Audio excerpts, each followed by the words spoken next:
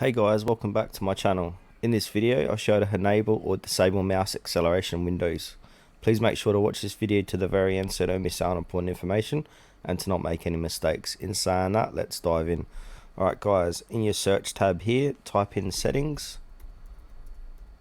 and then click into the settings app on your PC laptop, and then from here you want to go down and click on Bluetooth and devices, and then you'll see mouse here, so click into mouse, and then under related settings click into additional mouse settings.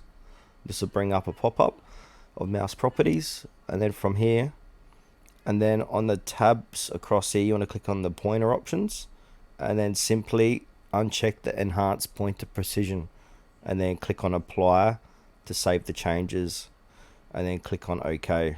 So that's it for this video guys, how to enable or disable mouse acceleration windows. Thanks for watching this video to the very end. Please consider to like this tutorial and subscribe to our channel if you found it helpful.